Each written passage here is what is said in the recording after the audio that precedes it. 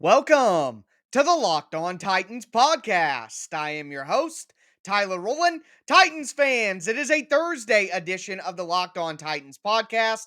On today's show, the Titans cut Julio Jones. I'm going to tell you exactly what that means for the Titans, not only on the field, but also financially, and tell you why I'm not certain that was the right move. Also, the Titans made a signing on Wednesday. We'll talk about who that was. We'll also spin it forward, talk about some positions that are drying up pretty quickly on the free agent market and what the Titans have options-wise going forward. And then we'll also touch on two compensatory draft picks that the Titans were awarded going into the 2022 draft. So a jam-packed Thursday edition of the Locked On Titans podcast. Let's get it. Locked On Titans, your daily Tennessee Titans podcast, part of the Locked On Podcast Network, your team every day.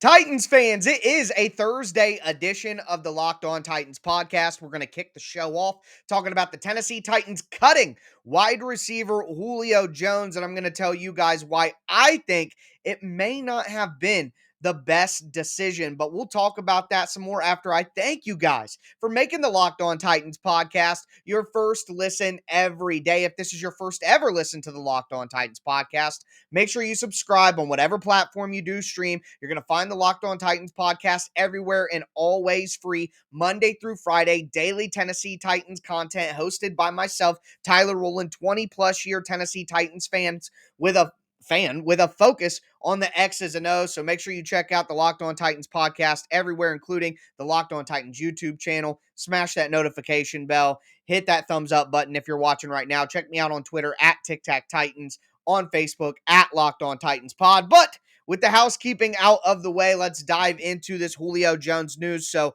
a surprising move. No way around it from the Tennessee Titans to cut Julio Jones, at least from my perspective. Yes, it was an up and down first season, and let's just call it what it is, mostly down. But Julio Jones did have some good moments. He helped the Titans big time in the first half against Seattle in week 2, made some good plays against the Buffalo Bills in a Monday Night Football win. Also had his best games of the season in the last 2 games of the year, week 18 against the Texans, and then in the playoff game against the Bengals where he had over 60 yards and really helped the Titans out there. So I thought that there might be some hope for Julio going into the next season, get some more chemistry with Ryan Tannehill, maybe manage the hamstring a little bit better, get a little bit better luck in the injury department from Julio Jones, and maybe, just maybe, the trade would work out a little bit better for the Titans in year 2, but that did not end up being the case. The Titans decided to cut bait right now, and what they did was they designated Julio Jones as a post-June 1st cut. What does that mean? Well, the NFL uses June 1st as kind of a fork in the road from the previous year's cap to this year's cap, and after June 1st, a player like Julio Jones being cut or being traded would save the Titans much more money than if they cut him now. So the NFL has a loophole in the rules where basically you can designate a player as a post-June 1st cut, but cut them right now. And quite honestly, the rule just benefits the player. Basically, the Titans are allowing Julio Jones to go out into the free agent market and look for a new team while there are actually teams looking to get new players in the free agency market during free agency. This doesn't really help the Titans at all right now financially. The cap savings that the Titans are going to get from this, which because it is a post-June 1st cut, it's going to save the Titans around $9 to $10 million. If the Titans were to just cut Julio Jones right now, they'd have $13 million in dead cap and only get $1 million in cap savings. This way, they minimize the dead cap. They save $9 million and some change on the cap. But again, those savings do not kick in until June 1st. And financially speaking, yeah, that's a little bit rough. But the more rough part about it is in 2023, the Titans will now have $8.3 million in dead cap. In 2023, they'll pay $8 million on the salary cap for Julio Jones. So that hurts a lot. But a lot of people will look at it and say, because it's a post-June 1st cut and they don't get the money until after June 1st, that's terrible. That's awful. But the reality here is the Titans are going to take that $9 to $10 million that they get on June the 2nd, after June 1st, and they're going to use that money for regular season transactions. Think about signing Deontay Foreman, signing Dontrell Hilliard, Adrian Peterson, having money in the regular season to play with, and the Titans can use that $9 million and change on their draft class and hold off signing their draft class until June. So, excuse me, the financial impact this year, the Titans are still going to be able to use that money in a productive way going forward, but really $8.3 million in dead cap in 2023 is the financial burden that does hurt quite a bit. On the football field is where I really have the biggest issue here. So the Titans general manager John Robinson and head coach Mike Vrabel have said throughout this offseason they need to be better around Ryan Tannehill. Better around Ryan Tannehill. Well, so far, to be better around Ryan Tannehill, the Titans have cut their wide receiver too. They cut their starting left guard. They re-signed only Jeff Swaim, who, as we'll talk about a little bit later in the show, looking like he could be the Titans tight end one going forward and going into the draft, which could be very, very concerning. But the reality is, and patience is key, John Robinson may have something up his sleeve, and quite frankly, he better. And we'll talk more about that in just a second. But right now, the offense is significantly worse. And I am disappointed because, in my opinion, the right way to be better around Ryan Tannehill is to sign a mid-tier, better veteran tight end one, like a Tyler Conklin, like a Gerald Everett, like a Kyle Rudolph, somewhere in there, maybe an Austin Hooper who was just cut by the Browns. And get a veteran wide receiver, like a Will Fuller, like a Juju Smith-Schuster, somewhere in there. And draft a wide receiver, probably first round, and a tight end in the mid rounds. I thought all of that is how you get better around Ryan Tannehill. The Titans may make a move for a wide receiver. They may draft one, who knows. But at this point in time, I think not having Julio Jones there and not really having an avenue to adequately replace him right now as things stand is not doing what we've been told by the coach and the general manager that the goal of this offseason was going to be. They're not executing on what we have been told. And there's still time. And quite frankly, right now, with what we've seen, there has to be another big move for the Titans. Either they're going to go out and sign Allen Robinson. They're going to trade for Brandon Cooks. They're going to trade for Tyler Lockett or DK Metcalf. They're going to make a move of some kind. They have to. There's no way that this Julio Jones move makes sense right now if it is not one step that's followed up by a second step that turns into the Titans getting significantly better at wide receiver. If the Titans say go sign Juju Smith-Schuster and then they draft a wide receiver with their first round pick, okay, but the reality here is J-Rob hasn't been great with first round picks recently and high draft picks. They haven't produced right away. So now we're counting on him not only to hit on the player, but also for Mike Vrabel's staff to utilize a rookie and get a rookie in there correctly. I wanted Julio Jones, A.J. Brown, and another veteran wide receiver and a draft pick. Now it feels like you're taking one step back.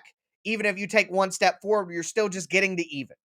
So that's concerning to me. Now, of course, again, this whole entire conversation has to have the background thought of patience. It's early in free agency. John Robinson should have a plan. He has to this point, and we've trusted him, so you have to continue to do that. But I'm just not going to fault any Titans fan for feeling a little uneasy right now, especially with what we saw go off the board with tight ends and the position that the Titans are in right now. So basically, the need for wide receiver has drastically gone up now for the Titans. I mean, it is a F5 tornado. It is a full-blown fire alarm. It is panic mode at wide receiver right now. Stay patient. I expect another big move. But right now, as they sit, the Titans don't get any cap savings until January the 1st and after January the 2nd, which they can use for their draft picks and stuff, but it doesn't help them now. They have no second rounder in the draft for absolutely nothing. And then the huge dead cap hit in 2023. So again, unless the Titans make a big time trade or they sign Allen Robinson, this move seems strange to me.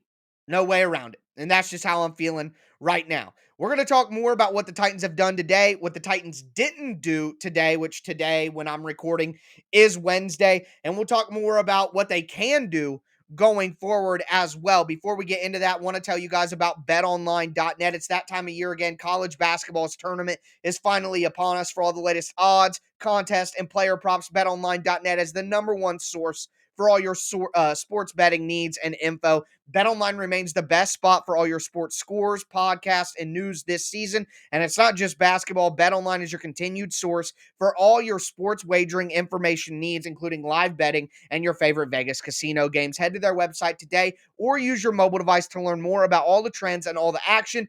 BetOnline, where the game starts.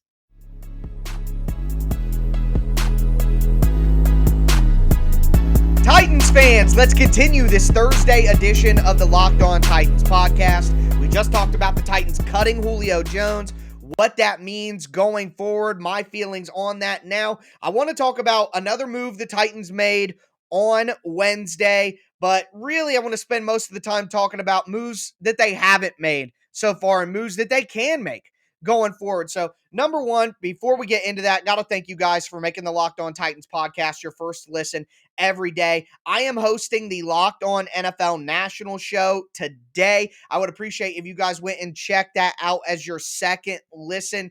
You get all your Titans news here with me, but get all of your NFL national news in under 30 minutes every day with the Locked On NFL podcast. It's free and available on whatever platform you do stream, and that includes the Locked On NFL YouTube channel. Please go subscribe over there and show your boy some love. I would appreciate it. But moving forward here. So the Titans also made a signing on Wednesday. They signed running back Trenton Cannon, who recently played for the San Francisco 49ers. I'm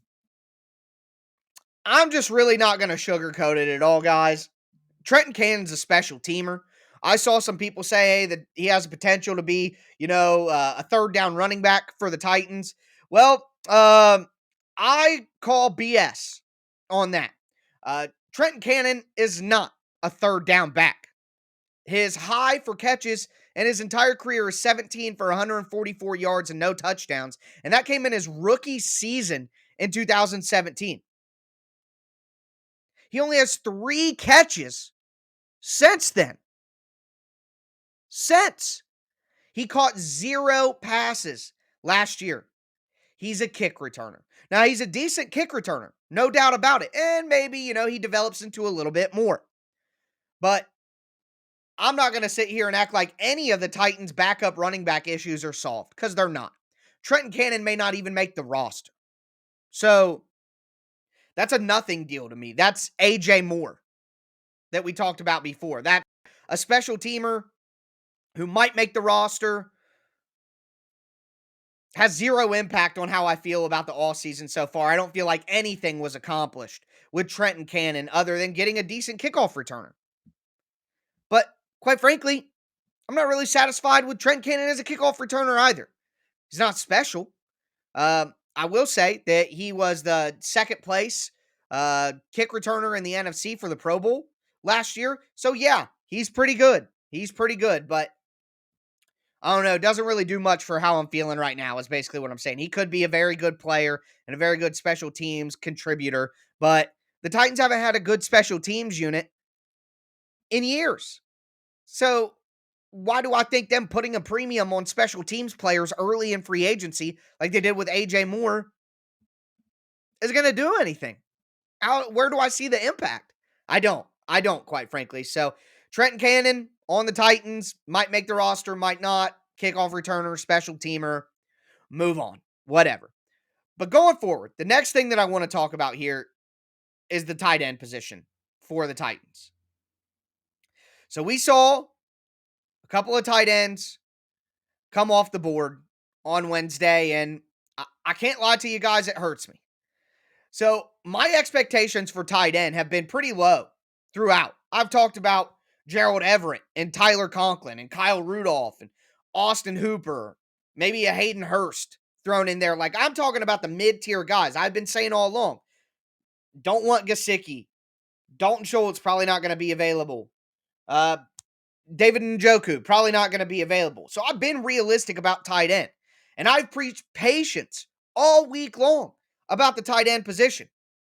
I defended the Jeff Swaim signing as well because I knew that the Titans are going to be, I thought the Titans are going to be putting him in tight end 3 territory where he belongs, a secondary tight end in the run game on run downs, a non-factor in passing downs, a tight end 3 that functions as a tight end 2 within the heavy personnel and 12 personnel packages. There's a role there. Role players are very important. Just the most casual fans that I talk to just don't understand the value of these role players. So I defended the Swaim deal. But the Titans saw OJ Howard, who I wasn't very high on, but I know a lot of you guys were. OJ Howard go off the board and go to the Buffalo Bills for $3.5 million. Pretty much the same deal as Jeff Swaim. And then what really broke me was what happened right before I got on to record.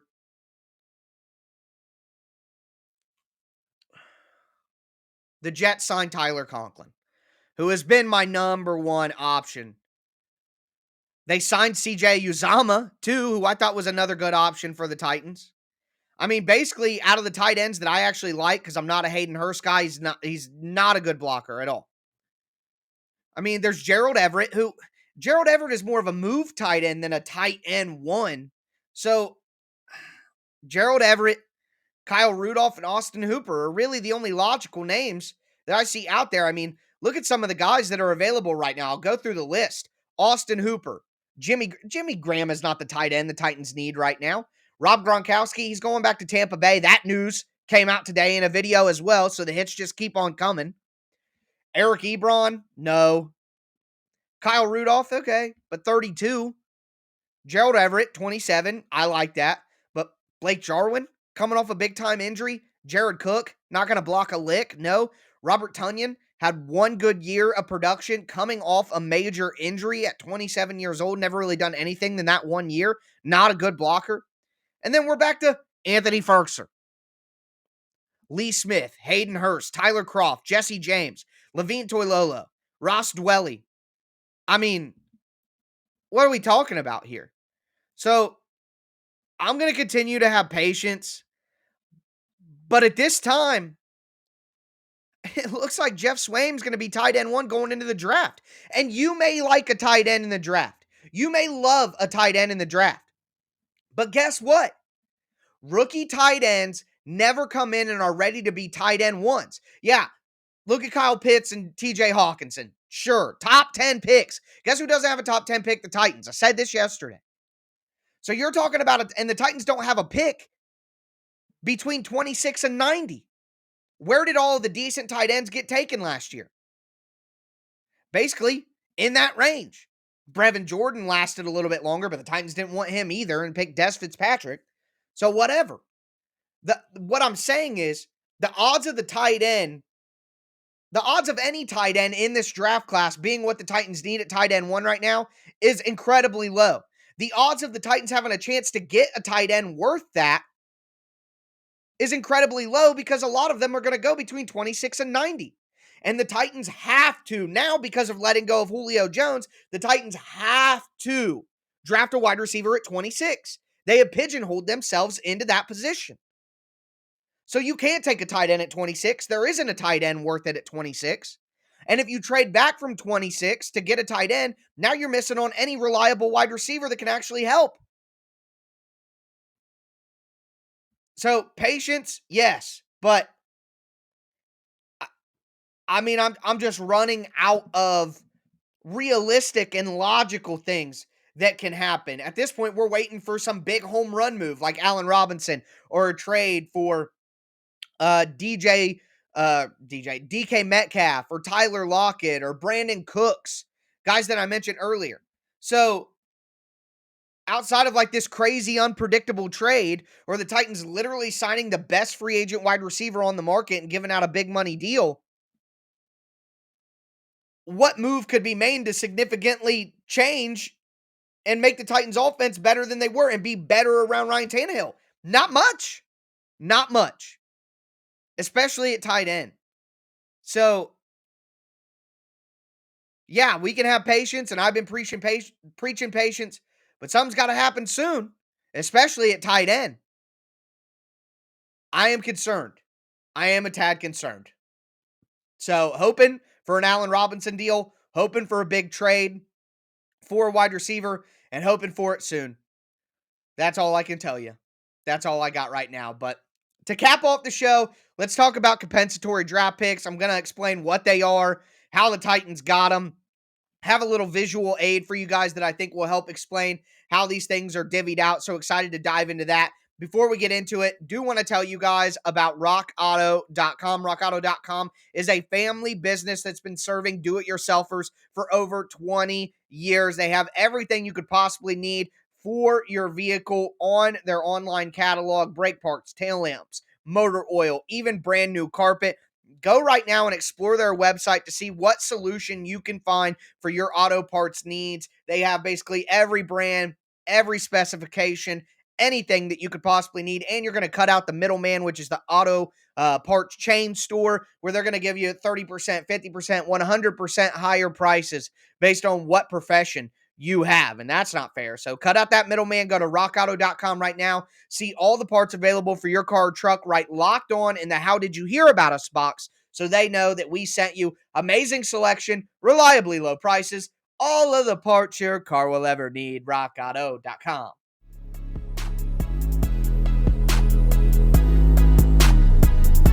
Titans fans, let's cap off this Thursday edition of the Locked On Titans podcast, talking about comp picks and the two that the Titans received for the 2022 NFL Draft. Before we get into that, I do got to thank you guys for making the Locked On Titans podcast your first listen every day. As for your second listen or your third listen, check out the Locked On NFL Draft podcast. It's hosted by Ryan Tracy and former NFL cornerback Eric Crocker. They're breaking down the draft from two perspectives, checking out the prospects, of course, but also looking at things from a front office view. It's free and available on all platforms. Check out the Locked On NFL Draft podcast. But we talked about Julio Jones getting cut, my thoughts on that. We talked about where the Titans are at in free agency right now and the signing of Trenton Cannon.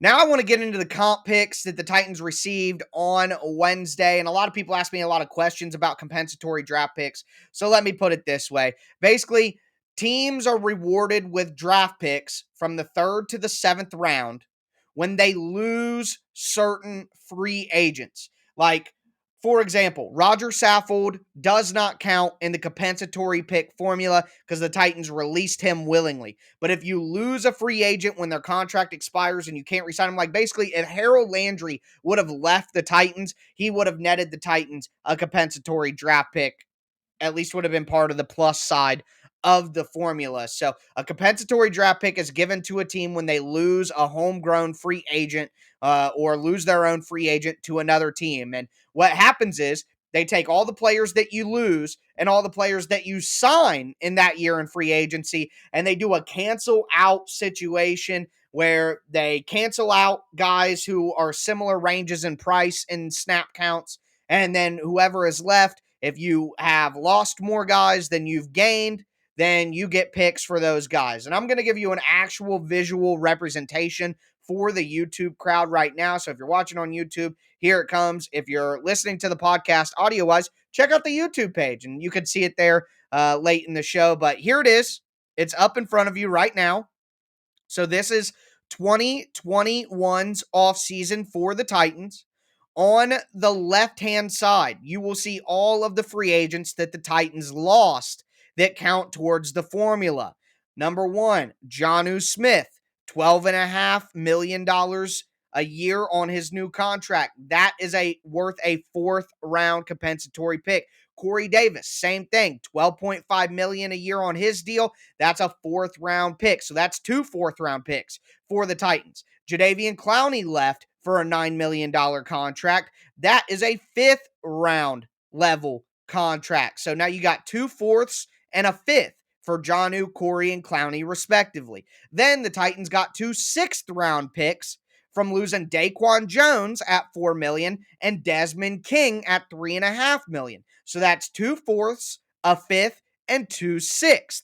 Then you look at who the Titans gained in free agency. You have Bud Dupree at $16.5 million, which is a 4th-round pick. You have Danico Autry at $7 million. That's a 5th-round pick. You have Kendall Lamb at $3.4 million. That is a 7th-round pick. So now it's all about canceling each other out. So Jonnu Smith and Corey Davis were both 4th-round picks. Bud Dupree was a 4th-round pick. Those cancel out, which leaves just one 4th-round pick. Jonnu and Dupree cancel out, and the Titans get rewarded for Corey Davis. Then Danico Autry and Jadeveon Clowney, who are both 5th-round picks, cancel out, so nothing there. Then you have Daquan Jones as a 6th-round pick and Desmond King as a 6th-round pick. Desmond King and Kendall Lamb cancel each other out, and Daquan Jones as a 6th-round pick remains, so the Titans are rewarded with that. Now, here is the key. Because Kevin Johnson retired last year, he didn't count towards the free agents that the Titans gained. So if Kevin Johnson wouldn't have retired, he would have canceled out Desmond King. Kendall Lamb would have canceled out Daquan Jones, and the Titans only would have gotten a compensatory pick for Corey Davis in the 4th round. But because Kevin Johnson retired, he didn't ultimately count towards the Titans' gained free agents, which means that Corey Davis's 4th round pick and Daquan Jones's 6th round pick actually hold up for the Titans. Therefore, the Titans got rewarded an extra 4th and an extra 6th round pick as compensatory selections in those rounds. So if you're counting at home, that means that the Titans now have 7 confirmed draft picks: pick 26, pick 90, pick 131, pick 143, which is the 4th round comp pick 169, pick 204, and pick 219, which is the 6th round comp pick. When you consider that they gave up a 2nd round pick for Julio Jones and they gave up their 7th round pick in that Isaiah Wilson trade, those 2 picks, getting those back, were very, very important for the Titans. And as I talked about earlier, waiting from 26 all the way to 90 is going to be dangerous territory for the Titans. Maybe they can utilize some of their picks with those extra picks and go up in the draft to get somebody who can help this team at a position of need, which, as it looks right now, looks like the Titans will have some significant holes to fill going into the draft. So that's my thoughts on Julio Jones getting cut.